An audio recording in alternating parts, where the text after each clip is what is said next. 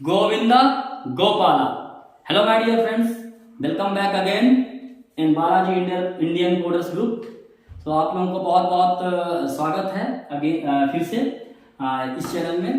और जैसा कि आप जान रहे हैं कि मैं अभी सी लैंग्वेज का सेशन ले रहा हूँ इस टाइम पे। तो सी लैंग्वेज में मैंने कवर करवा दिया है पीछे की हिस्ट्रीज, सी टोकन्स, डेटा टाइप, एवरीथिंग। आज जो हम पढ़ाने जा रहे हैं वो है ऑपरेटर्स। तो जैसा कि आपको पता है कि ऑपरेटर भी एक सी टोकन का पार्ट है। तो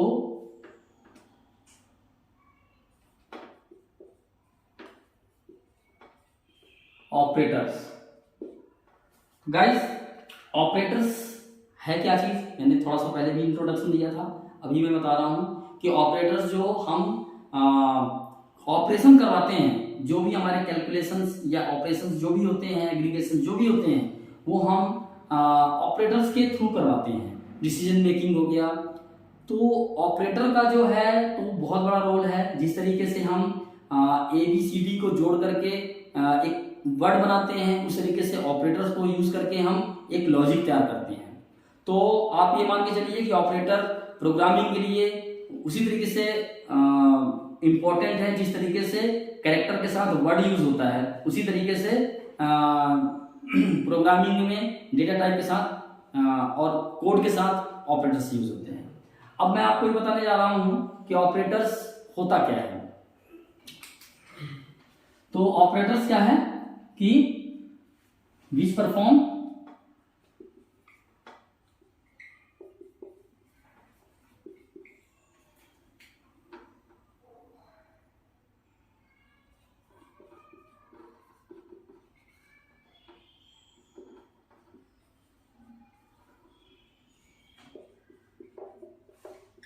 operators which can perform operation is called operators. जो ऑपरेशन परफॉर्म करता है उसे कहते हैं ऑपरेटर। अब हमारे पास कई तरीके से ऑपरेटर होते हैं, बहुत तरीके के ऑपरेटर्स होते हैं। उसमें से आप ये कह सकते हैं कि हमारे पास टोटल 8 टाइप्स ऑफ ऑपरेटर होते हैं। 8 तरह के ऑपरेटर्स होते हैं। उनको मैं एक एक करके आपको एक्सप्लेन करता हूं। सबसे पहला है, first is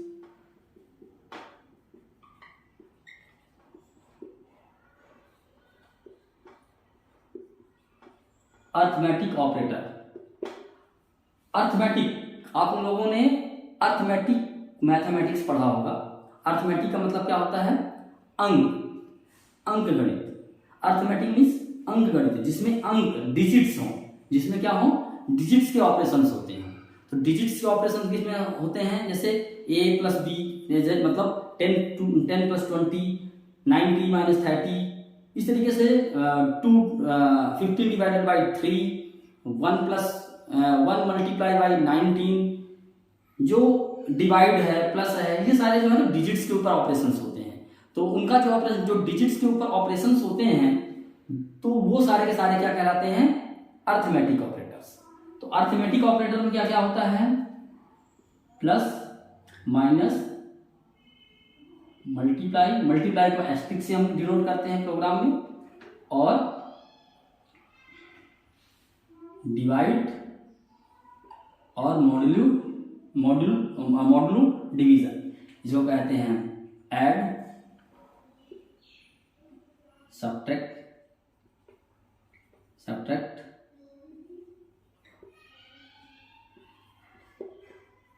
multiply, division, modulo division. ये अब इसमें सिंपल आपको समझ में आ रहा होगा कि अर्थमेटिक ऑपरेशन हम करते हैं 2 नंबर्स को लेकर के। तो 2 नंबर्स जैसे मान लीजिए कि 10 प्लस 2, इसमें प्लस आ गया, 10 माइनस 2, इसमें माइनस ऑपरेशन आ गया, इसमें मल्टीप्लाई है तो 10 मल्टीप्लाई बाई 2 आ गया, इसमें 10 डिवाइडेड बाई 2, ये डिवाइड डिवीजन आ गया, और 10 मॉडुलस 2, ये मॉडुलो डिवीजन। अब यहाँ पे ये तो सारी चीजें समझ में आ रही हैं आपको, लेकिन एक एक्स्ट्रा चीज है जो कि आपको समझ में नहीं आ रही होगी। क्यों नहीं आ रही होगी? क्योंकि ये एक्स्ट्रा चीज है, मॉडुलो डिवीजन है। मॉडुलो डिवीजन मीन्स हम अगर आप बात करें कि 15 डिवाइडेड बाई 2, तो हम डिवाइड कैसे करते हैं, 2 यहां लिख दिए, 15 यहां लिख दिए, है ना। तो हम डिवाइड क्या कर रहे हैं, 2 से कर रहे हैं। तो 2 5 जा 10, 2 7 जा 14, 7 जा 14, तो ये हमारे पास क्या बचा, 1 बचा। तो जो हम डिवाइड के लिए यूज करते हैं वो इसका यूज करते हैं, राइट। जो रिमाइंडर बच गया, जो शेष बच गया, जो बच गया है वो हमारा है मॉड्यूल वाला। जो डिवाइड के लिए यूज होता है ये होता है और ये मॉड्यूल वाला है। तो हमारे पास मतलब अगर हम देखें 15 मॉड्यूल 2 इज इक्वल टू, तो इसका वैल्यू 1 बचा, 1 आया। अगर हम 15 डिवाइडेड बाई 2 करते हैं तो इसका मतलब यहाँ पे 7.5 या 7 आएगा। अगर इंटीजर है तो 7 आएगा, सिंपल सिंपल। अगर हम डेसिमल में लेकर आएंगे 7.5 आएगा। तो आपको ये डिफरेंस पता चल रहा होगा, ये वैल्यू हम लेते हैं मॉड्यूल के लिए और ये वैल्यू लेते हैं हम इसके लिए। तो ये इसका डिफरेंस है, मॉड्यूल डिवीजन का रिमाइंडर दिखाता है, रिमाइंडर दिखाता है। जो इसका रिमाइंडर है वो पार्ट दिखाता है बचा हुआ। जैसे अगर हम 10 मॉड्यूल 2 लिखे हैं तो इसका 0, क्योंकि कुछ नहीं आ रहा है। लेकिन अगर हम इसका 10 डिवाइडेड बाई 2 लिखते हैं तो 5 आ रहा है। दैट मीन्स दोनों में डिफरेंस है, दोनों का डिफरेंस है। तो आपको ये समझना होगा, हम इसका यूज करते हैं कई जगह। जैसे हमें इवन आउट का प्रोग्राम बनाना हो, रिवीजन का प्रोग्राम बनाना हो, तो हमें इसकी जरूरत पड़ती है। ये आप ध्यान में रखिएगा कि ये ऑपरेटर बहुत यूजफुल है आगे चल। हमें इसके इस ऑपरेटर का यूज करके काफी अच्छी लॉजिक तैयार करनी होती है। अब आगे हम चलते हैं, हमारा सेकेंड ऑपरेटर है। तो आपको ये समझ में आ गया होगा arithmetic operator. Now we have to go for the relational operator. दूसरा है हमारा रिलेशनल ऑपरेटर। रिलेशनल ऑपरेटर, इसके नाम से ही पता चल रहा है रिलेशनल, जो रिलेशन दिखाता हो। और रिलेशन का यूज हम कब करते हैं, रिलेशन आपने अगर किसी एग्जाम की तैयारी किया होगा पहले भी, तो रिलेशंस के लिए हम क्या यूज करते हैं, जैसे रिलेशंस इससे बढ़कर या इससे घटकर, इससे बड़ा, इससे छोटा, ये रिलेशन जहां पे से में ये लगता है वो रिलेशंस भी दिखा रहा है, रिलेशन है उसके। तो रिलेशंस ऑपरेटर, रिलेशनल ऑपरेटर क्या होते हैं, जो एक दूसरे में संबंध दिखाते हो, रिलेशन रिलेट करते हो। और वे रिलेट किस लिए करते हैं, हमें कई बार डिसीजन मेकिंग में इसकी जरूरत होती है, तो हम इसको रिलेशनल ऑपरेटर का यूज करते हैं। रिलेशनल ऑपरेटर कौन कौन से होते हैं, less than, equal to, greater than, equal to, not equal to. ये हमारे इसके वो है रिलेशंस है। यह का आप नाम जानते ही हैं, लेस देन, ये आपका है less than and equal to, ये आपका है ग्रेटर देन, ये आपका है greater than equal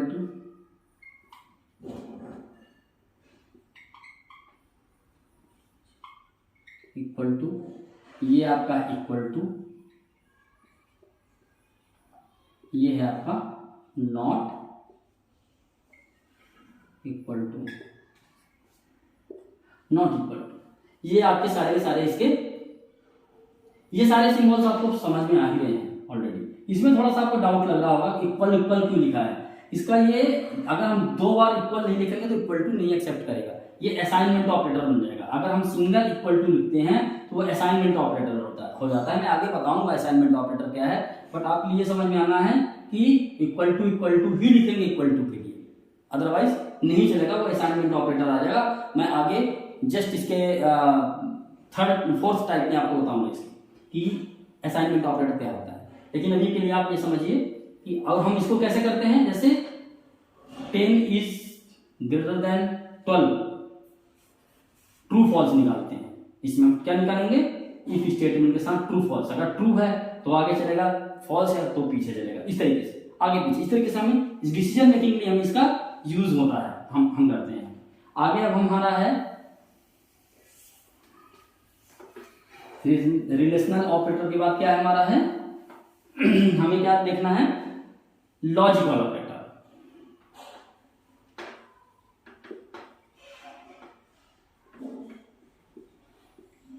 logical operator, तो लॉजिकल ऑपरेटर क्या है? लॉजिकल ऑपरेटर जिसमें हम लॉजिक्स अपने पुट करते हैं, अपने लॉजिक्स डालते हैं। लॉजिक्स मतलब जहां पे हम रिलेशन डालते हैं, कैसे लॉजिक रिलेशन डालते हैं, जैसे इसके जैसे इसका जैसे हम क्या कह सकते हैं, ये भी और वो भी, ये या वो, एक हमने लॉजिक लगाया है। लॉजिक या तो ये मिल जाए हमें या तो फिर वो मिल जाए, या तो हम इसको ऐसे कर लें या फिर वो ऐसा हो जाए, तो हम उसमें लॉजिक लगा रहे हैं। लॉजिक लगाने के लिए हमें लॉजिकल ऑपरेटर लगाना पड़ता है। लॉजिकल ऑपरेटर क्या होता है,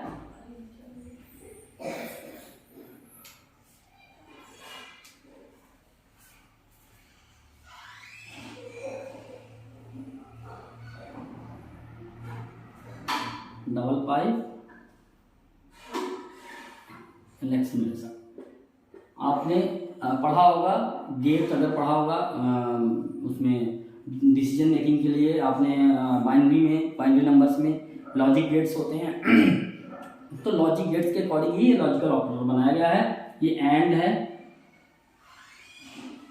एंड लॉजिकल ऑपरेटर है, ये और ये है नॉट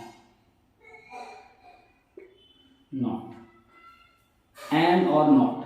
ये हम जब दो रिलेशंस को कंपेयर करवाते हैं या उसको हम डिसीजन लेते हैं तब हम इसका यूज करते हैं। जब हम इफ एल्स स्टेटमेंट पढ़ेंगे उस टाइम पे हम आपको इसको एक्सप्लेन करेंगे और ज्यादा कि एंड ऑपरेटर क्यों लग रहा है। और ऑपरेटर एंड का मतलब बेसिकली होता क्या है, जैसे मान लो कि हमारे पास एक कंडीशन है, ए है और एक बी है, तो एंड अगर हमारे बीच में है, ए एंड बी है, that means both required, both required, मतलब दोनों ही चाहिए। अगर हमारा ए और बी है तो हमें क्या लिखना होगा, क्या होगा, 1 only 1 required, only 1 required. That means या तो ये। आप जैसे क्वेश्चन पेपर भी आते हैं आपके एग्जामिनेशन में, उस टाइम पे आप पे लिखा होता है क्वेश्चन नंबर 5 और question number 5, that means 2 questions होते हैं, उसमें 2 और लिखा होता है। तो उसमें और लिखा होता है, या तो आप ऊपर वाला करेंगे, क्वेश्चन नंबर 5A करेंगे या क्वेश्चन नंबर 5B करेंगे, दोनों में से कोई एक करेंगे। तो ये और एंड का मैंने कंसेप्ट होता है। और नॉट मतलब A not B, that means A B के बराबर नहीं है, ए बी नहीं है, नॉट। ये नॉट का यूज हम करेंगे, बताएंगे किस तरीके से। ट्रू को फॉल्स अगर करना है, अगर हमारी वैल्यू ए की वैल्यू ट्रू है, ए इज इक्वल टू ट्रू है, और मैंने अगर ऐसे लिख दिया ए, तो इसकी वैल्यू फॉल्स हो गया, ए की वैल्यू क्या हो गई, फॉल्स। तो इस तरीके से हमारा ये लॉजिकल ऑपरेटर है, ये हमारा 3rd नंबर का ऑपरेटर है। Okay, now we have to go to the next session, next part of the operator, it's a assignment operator.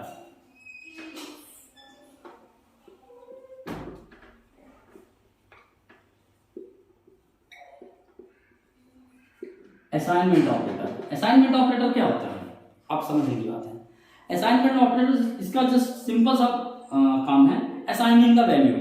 कुछ भी असाइन करना है, अगर असाइन करना मतलब उसको असाइन मतलब उसको देना, उसको एक वैल्यू देना या कोई भी चीज देना, assign the task like that of thing. तो असाइनमेंट क्या होता है, इक्वल टू, जस्ट इक्वल। अब इसमें हम कैसे करते हैं, जैसे हमने लिख दिया क्या, a इक्वल टू 10, तो मतलब हमने a को 10 की वैल्यू असाइन कर दी, a को हमने 10 वैल्यू दे दिया। ओके, तो a की इसलिए इसको हम कहते हैं असाइनमेंट ऑपरेटर। हम ऐसा भी लिख सकते हैं कि b इक्वल टू a, मतलब हमने a की वैल्यू 10 डाला, अब 10 में ए की वैल्यू डाल रहे हैं, मतलब ये ए की वैल्यू बी में चली गई, मतलब अगर बी की वैल्यू अगर हम देखें तो बी 10 हो गया, बी 10 हो गया। तो असाइनमेंट इस तरीके से हम इसको कहते हैं असाइनमेंट। इसलिए मैंने आपको बताया था कि आप रिलेशनल ऑपरेटर में कंफ्यूज नहीं होइएगा, क्योंकि रिलेशनल ऑपरेटर में डबल इक्वल टू यूज होता है। अगर हम नहीं करेंगे डबल इक्वल टू तो ये सेम हो जाएगा असाइनमेंट ऑपरेटर के बराबर, तो इसलिए वो काम नहीं करेगा, आपका लॉजिक सही नहीं होगा। तो इस तरीके से आपका ये हो गया क्या, असाइनमेंट ऑपरेटर। फिफ्थ है आपका इंक्रीमेंट एंड डिक्रीमेंट ऑपरेटर।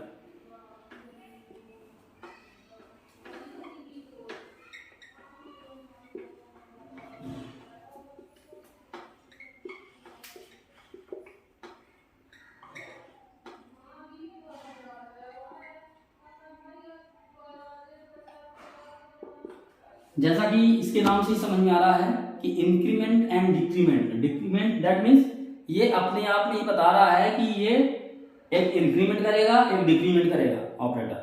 तो इसके ऑपरेटर के क्या होते हैं, एक होता है प्लस प्लस, एक होता है माइनस माइनस। ये है इंक्रीमेंट, इंक्रीमेंट का है, और ये डिक्रीमेंट का।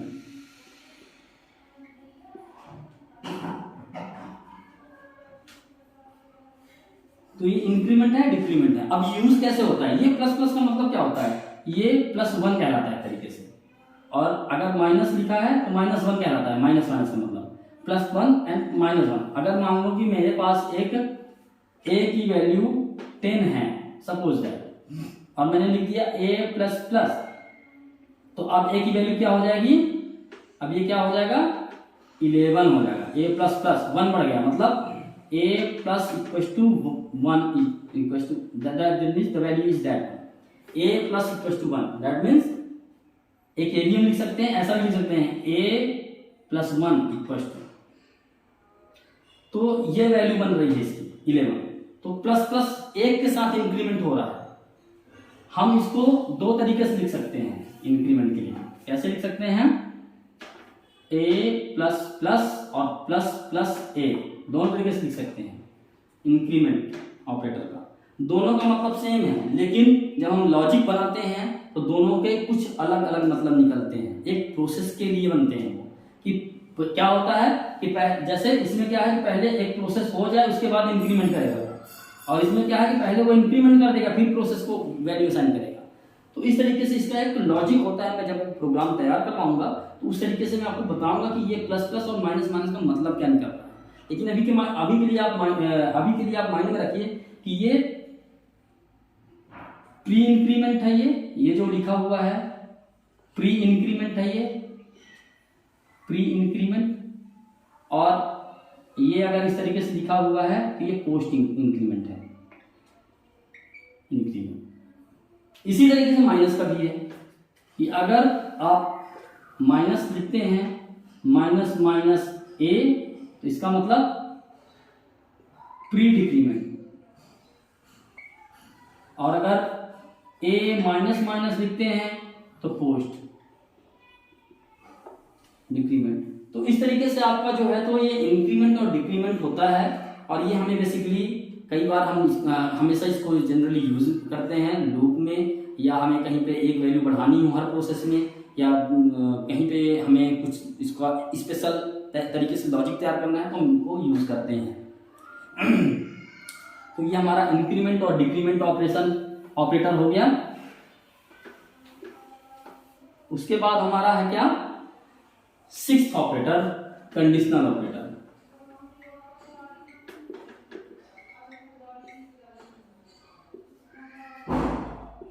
कंडीशनल ऑपरेटर क्या है, कंडीशनल ऑपरेटर क्या है कि ये बेसिकली एक कंडीशन को दिखाता है। जैसा कि इसका नाम है, डिसीजन मेकिंग के लिए यूज होता है। छोटा डिसीजन मेकिंग है कि अगर ये है तो वो हो जाए, नहीं तो वो हो जाए, छोटा सा, तब हम इसको यूज क्या करते हैं, कंडीशनल ऑपरेटर। ये कैसा होता है कि क्वेश्चन मार्क होता है, सिंपल सा क्वेश्चन, कुछ इसके आगे होता है कुछ इसके बाद होता है, ऐसे होता है इसका, ऐसा। तो इसमें ये जो पार्ट है ये है कंडीशनल ऑपरेटर। हम अगर बोलते हैं इसको हम यूनरी ऑपरेटर भी कहते हैं। यूनरी ऑपरेटर भी कहते हैं इसको हम। तो ये हमारा कंडीशनल ऑपरेटर है। इसमें हम कैसे इसको लिखते हैं, जैसे EXP1 question mark conditional operator, अगर सही है तो EXP2, नहीं तो EXP3। ये हमारा इसका सिंटैक्स होता है इस तरीके से, जैसे कि 10 = 10, ये कंडीशन मैंने दे दी है, इक्वल टू 10 क्वेश्चन मार्क कर दिया, तो ये दिखाए क्या हमें 10 + 1 करके दिखाएगा, नहीं तो 10 - 1 कर देगा। तो 10 = 10 है, तो दैट मीन्स इसका आउटपुट क्या आएगा, 11 आ जाएगा। अगर मैंने इसको यहाँ पे 10 की जगह पर 101 कर दिया, 10 = 101 नहीं है तो ये कर देगा 9 कर देगा, इसका आउटपुट दे देगा। कहने का मतलब कि डिसीजन मेकिंग के लिए है, छोटा सा डिसीजन करना है, छोटे छोटे डिसीजंस लेने हैं, तो हम इसका यूज कर सकते हैं। ये फास्ट होता है as compare to the if else statement. हम आगे और देखेंगे, हम इसको जब हम पढ़ेंगे, कंडीशंस तैयार करेंगे, उस टाइम पे हम इस ऑपरेटर को और ज़्यादा एलोबरेट करेंगे। बट अभी के लिए आप नहीं समझ लीजिए कि ये कंडीशनल ऑपरेटर होता है। अब इसके बाद क्या है, 7th बिटवाइज ऑपरेटर।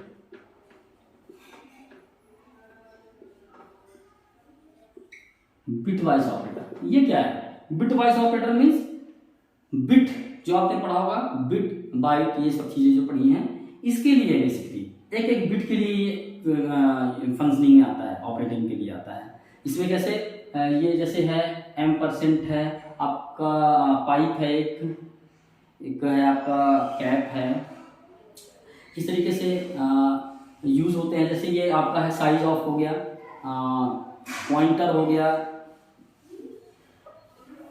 ये आपका जैसे लेफ्ट राइट, ये आपके जो ऑपरेटर हैं शिफ्ट टू लेफ्ट,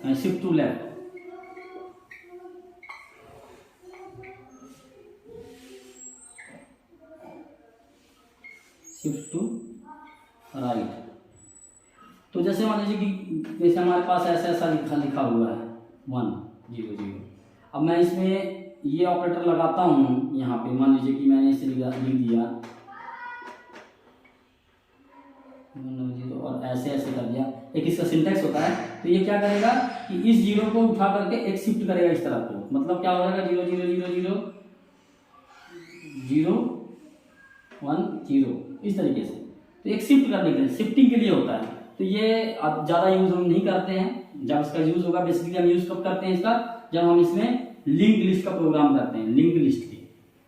तो लिंक लिस्ट में हम शिफ्ट कर रहे होते हैं एड्रेस को, एक दूसरे की तरफ खींच रहे होते हैं, उस टाइम पे हम इसका यूज करते हैं लिंक लिस्ट में। अब हमारे पास क्या है, स्पेशल ऑपरेटर 8th।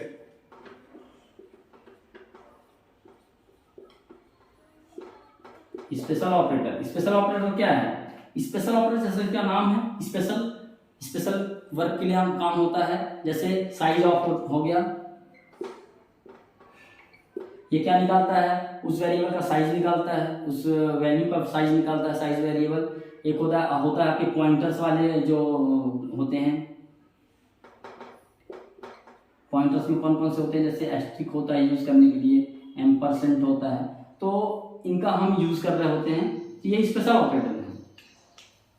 ये बहुत डीपली जो बिट वाइज और स्पेशल ऑपरेटर है बहुत डीप में यूज होते हैं। जब बहुत डीपली प्रोग्राम में हम जाते हैं, घुसते हैं, उस टाइम भी यूज होता है। जैसे बाइनरी सर्च करना होता है हमें, जैसे कुछ एक्स्ट्रा एडवांस चीजें, जैसे हम लिंक लिस्ट, क्यू, इनका प्रैक्टिस कर रहे होते हैं, तो हमें मेमोरी मैनेजमेंट कर रहे होते हैं, हीप मेमोरी कर रहे होते हैं, उस टाइम पे हमें इन चीज़ों को जरूरत पड़ती है। लेकिन हमें सिंपली जो यूज करना है तो 1 to 6 ही है। 1 to 6 जो ऑपरेटर हैं वो हमारे सभी यूज में आते हैं। डेली जो आपके प्रोग्रामिंग लैंग्वेजेस हैं सभी यूज आते हैं। और ये केवल एक सी लैंग्वेज उसके ऑपरेटर नहीं है, ये आप मान के चलिए कि ये ऑपरेटर्स और डेटा टाइप जो चल रहे हैं ये जनरली ऑलमोस्ट सभी लैंग्वेजेस में आपको मिलेंगे जो हाई लेवल लैंग्वेज है, जिसमें डेटा टाइप होते हैं, ऑपरेटर्स होते हैं। जिसमें नहीं होते हैं उसकी तो बात ही नहीं है। जो लो लेवल लैंग्वेज हैं, लो लेवल लैंग्वेजेस, उसमें नहीं होगी। लेकिन जो हाई लेवल लैंग्वेज हैं, जैसे जैसे कि आप C++ ले लें, C# ले लें, जावा ले लें, है ना, पाइथन ले लें, everywhere it's there, it's everywhere. So all these operators will be used basically 1 to 6 operator, 1 to 6 operator types are using very frequently. तो आप लोगों को पूरी तरीके से इनमें ध्यान देना है, इसको समझना है. और मुझे मैं उम्मीद करता हूँ कि जो मैंने अभी आपको बताया ऑपरेटर्स के बारे में वो आपको समझ में आ गया होगा. अगर नहीं आया है तो आप मेरे इस वीडियो के कमेंट में जाकर के कमेंट करें और मुझसे पूछें जो चीज़ नहीं समझ में आया हो. और जब अगर कोई आपको लगता है कि अगर आपको ये लग रहा है कि कोई डाउट है या कोई चीज़ एक्स्ट्रा चीज़ें हैं जो भूल गई हैं, मुझे मिस हो गई हैं, वो भी आप बता दें तो हम इसमें मेंशन कर देंगे आगे के लिए.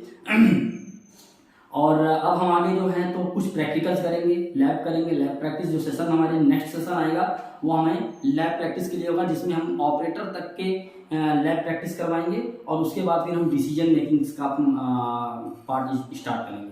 Decision making then follow. तो हम इस तरीके से लूपिंग और डिसीजन मेकिंग अभी हमारी पेंडिंग है, लेकिन अभी के लिए जो है तो आपको हम ऑपरेटर तक के कुछ अच्छे प्रोग्राम्स करके दिखाएंगे जिसमें आपकी अंडरस्टैंडिंग और अच्छी सी हो जाएगी. अगर कोई डाउट है पीछे सेशन में कुछ भी है तो आप कमेंट करके जरूर बताएं. और अगर आपको इसमें कुछ लग रहा हो कि और इम्प्रूवमेंट की जरूरत है तो भी करके बताएं. सजेशन देना है सजेशन दीजिए. Thanks lot for the suggestion always. तो अभी के लिए थैंक यू. और मैं आगे की जो पिछली वीडियोज़ हैं बन चुकी हैं उसके सारे के सारे लिंक्स मैं इस वीडियो के डिस्क्रिप्शन बॉक्स में डाल दूंगा, तो आप लोग पीछे वाली वीडियोज़ देख सकते हैं आराम से. Thanks a lot for now and goodbye. Take care.